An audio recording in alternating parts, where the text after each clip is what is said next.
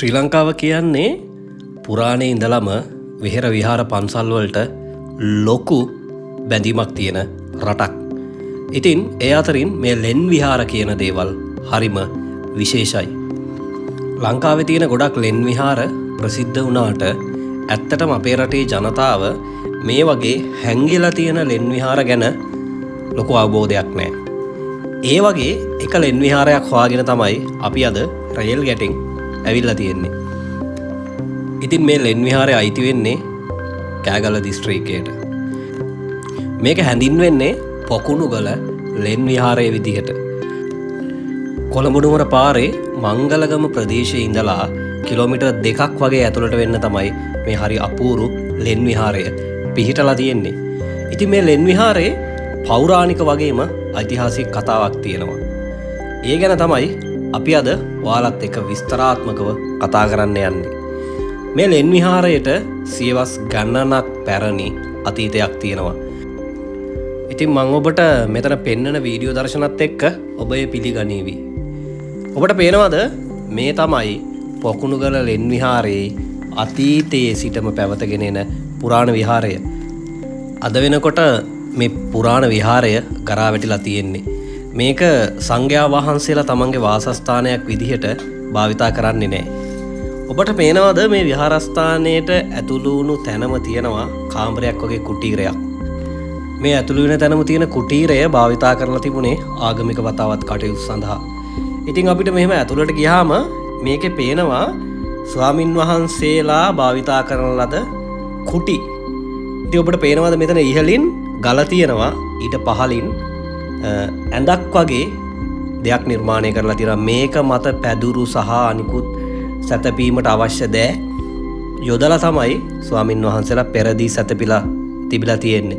ඉතින් මේ ඔබට පේනවද ඇතුළට වෙන්න මේ ගල්ලෙනේ තව කුහර තියෙනවා. ඒ කියන්නේ මේක පුරාණ කාලේ ඉඳලා තියෙන ඇත්තම ගල්ලෙනක්. මේ තවත් එක් කුටීරයක්. අද වෙනකොට මේ කුටීර භාවිතයෙන් අයින් කරලා තියෙන නිසා වවුලන්ගේ රජදහනක් වෙලා තියෙනවා. ඔබට පේනවද මම ඔබට පෙන්නන්නම් මේ දැනට මේ වගේ පදිංචි වෙලා ඉන්න වවුලන්. ඉතින් ඇත්තටම ශ්‍රී ලංකාවේ තියෙන පුරාණ ලෙන් විහාරවල තවත් එක් සැඟවුණු ලෙන් විහාරයක් තමයි අපි ඔයාලට මේ විදිහට අරන් එන්නේ. මම හිතන්නේ මේ ලෙන් විහාරය පිළිබඳව ප්‍රසිද්ධියේ කවුරුත් කතා කරලා නැතුව ඇති. මේක වෙන්න පුළුවන් සමාජගත වන පළමුවන වීඩියෝ පටය. ඉතින් මේ ලෙන් විහාරයේ අද වර්තමාන තත්ත්වය ගොඩක් වෙනස්. මේ තියෙන්නේ පොකුණුගල ලෙන් විහාරයේ අද වෙනකොට තියෙන වර්තමාන තත්ත්වය.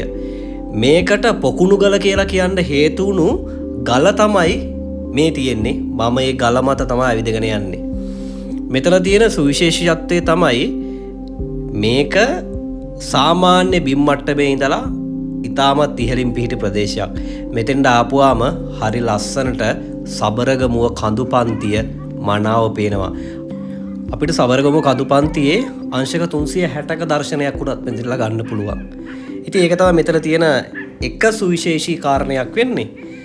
හරි ලස්සන පාරිසරික තත්ත්වයන්, භූ විෂමතාවයන් කියන මේ සියලු දේම මෙතෙන්ට ආපුව ඔයාලට බලා ගන්න පුළුවන්. ඉතින් ඔයාලා මේ වීඩියෝ එක බලනවා නම් අනිවාර්යයෙන් මේ පොකුණුගල ලෙන් විහාරය හොයාගෙන දවසක එන්න. මොකද ඒක ඒ තරම් වටිනවා. මම ඔබට මේ පෙන්නගෙන ඉන්නේ සබරගමු කඳුපන්තිය. මම මේ නතර වෙන තැන ඔබට හිතා ගන්න පුළුවන් මේ මොකද්ද තියෙන්නේ කියලා. මේ ඔබට ඉදිරියෙන් තියෙන්නේ සරදියල් ගල. සරදියල් ගලට පිටිපස්සෙන් තියෙන්නේ අලගල්ල කඳු වැටිය. ඉතින් මේ වගේ ශ්‍රී ලංකාවේ සුන්දරත්වය මෙතෙන්ට ආපුවම දකින්න පුළුවන්. අද වර්තමානයේ වෙනකොට පොකුණුගල ලෙන් විහාරය මෙන්න මේ විදිහට සංවර්ධනය වෙලා තියෙනවා. ඊටමත් අලංකාර චෛත්‍යයක්, විහාරකයක් නිර්මාණය කරලා තියෙනවා. මේ චෛත්‍යයට පිටිපස්සෙන් තියෙන විශාල පර්වතය මේකත් හරි අමුතු කළු පාට වැඩියෙන් තියෙන එක්තරා විදියක විශේෂ පාෂාණයක්. ඉතින් මේ සියල්ල මෙහි තියෙනවා. ඉතින් එන කෙනෙකුට මේක දකින්න පුළුවන්. මම ඔබට කිව්වට මේකට පොකුණුගල කියලා කියනවා කියලා. ඒකට හේතුව තමයි මේ තියෙන්නේ. මේ තමයි පොකුණුගල කියලා නම හැදෙන්න මූලික වෙච්ච සංසිද්ධිය. මේ ගලේ කවදාවත් නොසින්දෙන පොකුණක් තියෙනවා. මේ විහාරය සියවස් ගණනක් පැරණි. මේ පොකුණත් මේ සියවස් ගණනාව පුරාටම කවදාවත් හිඳෙන්නේ නැතුව මානෙල් මල් පිපෙනවා. ඉතින් මේ තමයි සබරගමු පළාතේ කෑගල්ල දිස්ත්‍රික්කයේ පුරාණ විහාරයක් වන පොකුණුගල ලෙන් විහාරයේ කතාව.